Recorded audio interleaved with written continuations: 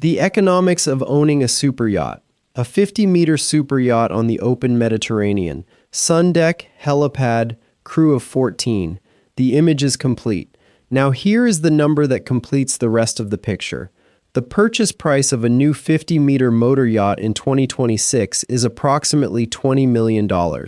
The annual cost to keep it running, crew, fuel, insurance, maintenance, berths, management, is between $2.4 million and $3.6 million per year, every year, whether the owner steps aboard for 12 weeks or 12 days. That is not a rough estimate. That is the 12 to 15% annual operating cost benchmark confirmed in 2026 by Burgess, Fraser, and MIBA industry data. The purchase price is the smallest part of this transaction.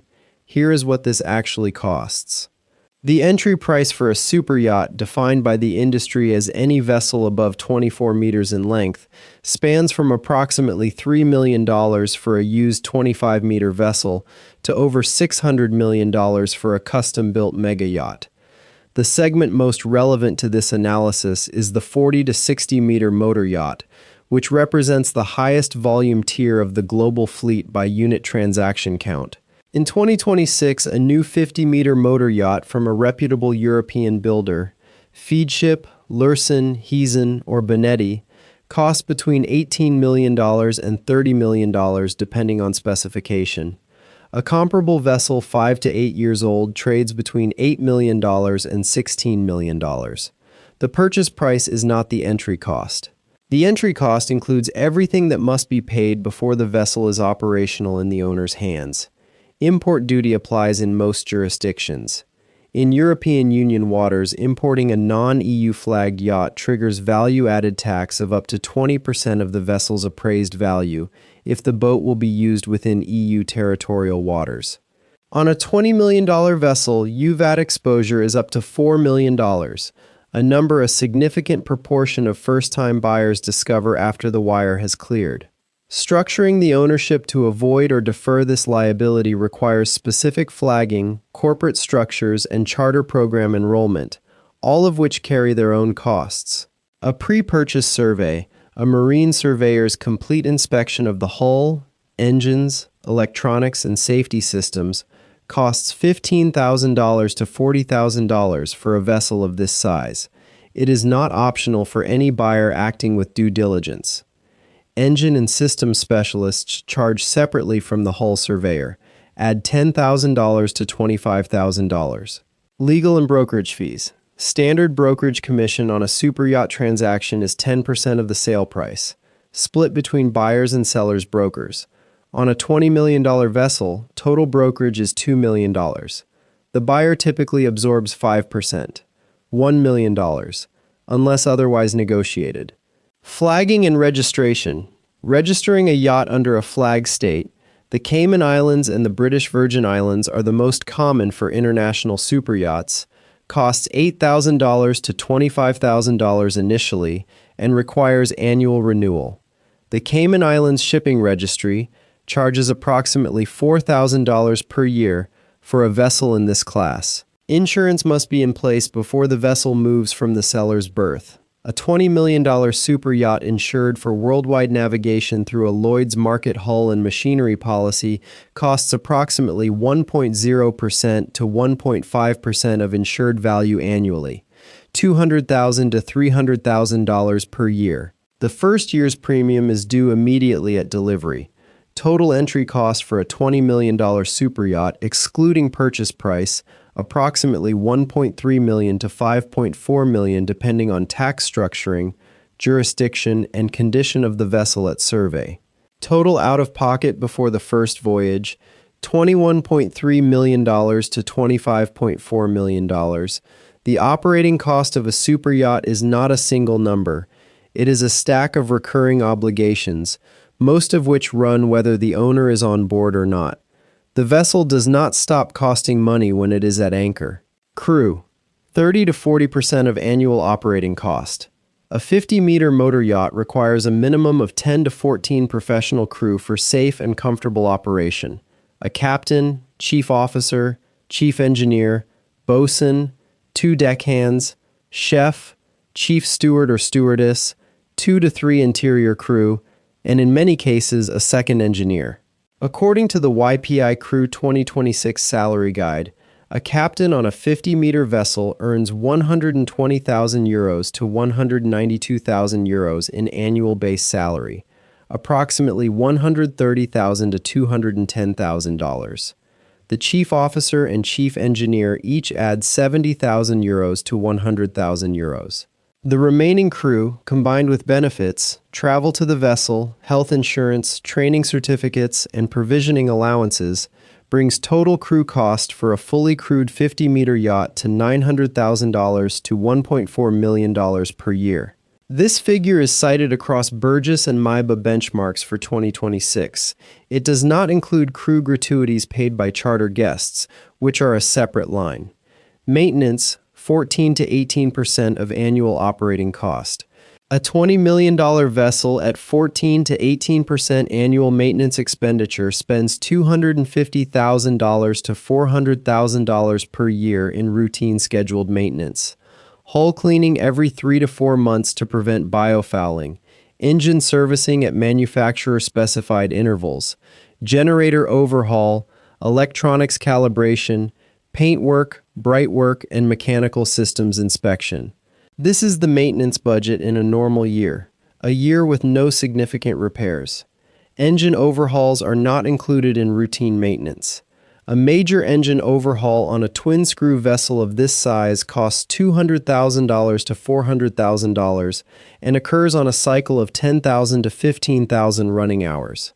Every 5 years, a significant refit, structural work, interior refresh, coating systems renewal, costs $2 million to $5 million for a 50-meter vessel, per first owner's reference 2026 data.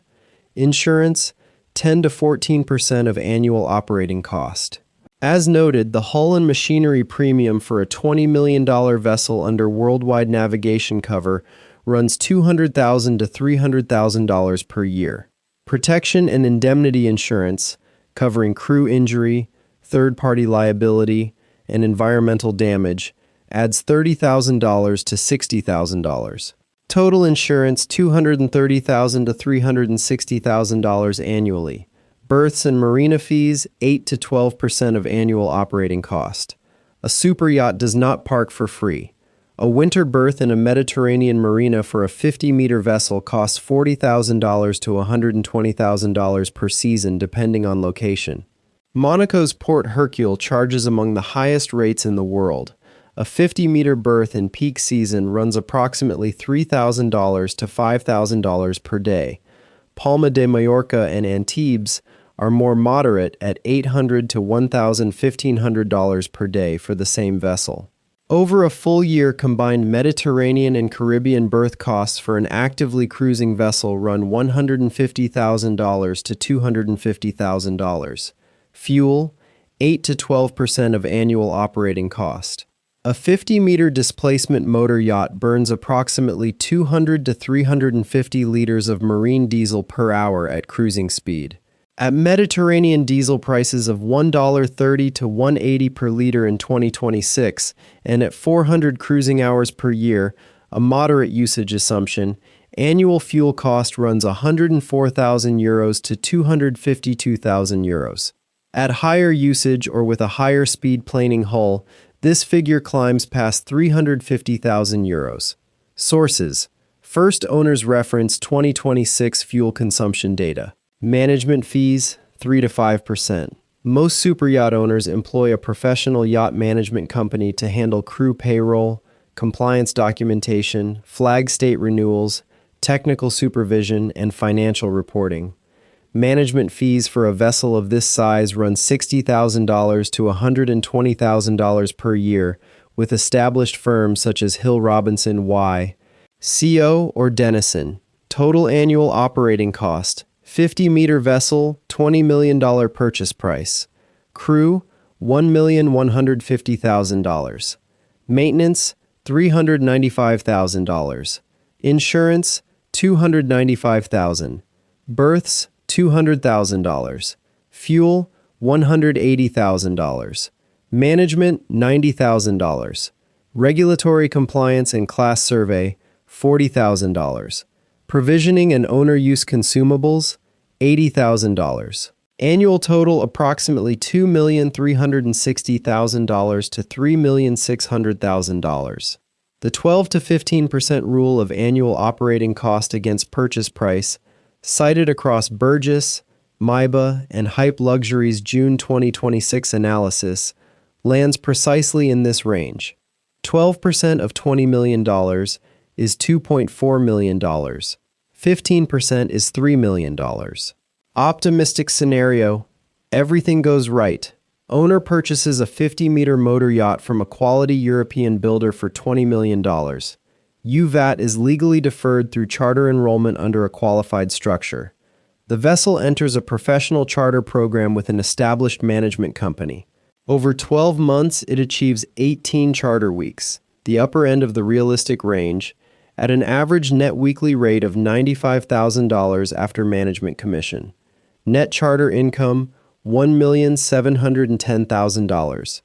Annual operating costs at the 12% benchmark, $2,400,000. Net annual shortfall, $690,000. The vessel depreciates 8% in year one, $1,600,000 in value loss. Total first-year economic loss including depreciation, $2,290,000. The owner uses the vessel for 10 weeks personally and rates the experience as exceptional. Realistic scenario, one bad contract, one lawsuit, one equipment failure. In the vessel's second year, a charter guest disputes the APA settlement and withholds $40,000 in payment, requiring $25,000 in legal fees to recover. A summer squall in the Aegean causes $180,000 in gelcoat and stanchion damage that falls partially below the hull insurance deductible, requiring $90,000 in out-of-pocket repair. The chief engineer resigns mid-season. Recruiting and flying a replacement costs $22,000 and leaves the vessel unable to charter for 2 weeks, losing $190,000 in booked revenue. The underperformance triggers a conversation with the management company about the vessel's charter positioning. A positioning review costs $15,000 and results in a price reduction that further compresses revenue. Revised net annual result. Charter income falls from $1,710,000 to $1,340,000. Unplanned costs add $342,000. Net shortfall widens from $690,000 to $1,402,000. Including depreciation, total second-year economic loss, $3,002,000. The difference between those two scenarios is a payment dispute, a weather event, and a crew resignation. None of these are exotic disasters. All three happen to someone in this industry every week. The superyacht industry does not publish a comprehensive failure rate in the way that commercial real estate or retail tracks closures. But broker and management company data suggests that between 30 and 40% of first-time superyacht buyers exit ownership within 5 years of purchase, most citing operating costs materially above their initial projections, a pattern consistent with the industry-wide finding that first-time buyers underestimate annual operating budgets by 30 to 50%, cited in Hype Luxury's June 2026 analysis. The primary cause of early exit is not dissatisfaction with the experience. It is financial structure. The owner entered with a capital reserve adequate to purchase the vessel but inadequate to absorb the full operating cost stack for 3 to 5 years, while the charter program matured and resale timing became favorable. The vessel is not the problem, the capitalization plan is. The owners who sustain long-term ownership through market cycles share 5 structural characteristics. First, they capitalized for operating costs before purchase, not after. Specifically, they held liquid reserves equal to 3 years of operating costs, approximately $9 million on a $20 million vessel, in immediately accessible accounts separate from the purchase capital. This reserve is not invested. It is the operating buffer that prevents a soft charter season or an unplanned refit from triggering a distressed sale. Second, they selected jurisdictions that eliminated or legally deferred VAT liability through structured charter enrollment before delivery. The difference between paying $4 million in EU import VAT and legally deferring it through a compliant commercial structure is the difference between adequate capitalization and an immediate post-purchase cash crisis. Third, they selected management companies on track record of charter bookings achieved, not on commission rate. A management company charging 18% that books 18 weeks generates more net income than a company charging 15% that books 12.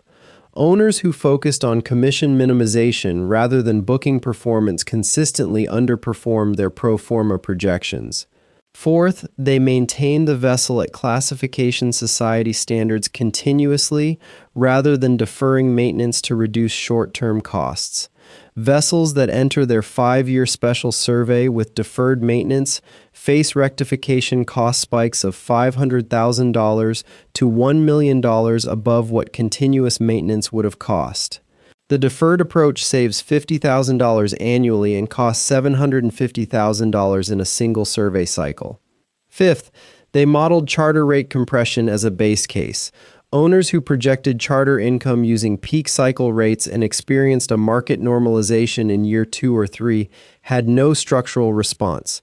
Owners who projected at 15% below current market rates and stress-tested their operating model at 10 charter weeks instead of 18 entered soft markets with planned continuity rather than liquidity pressure.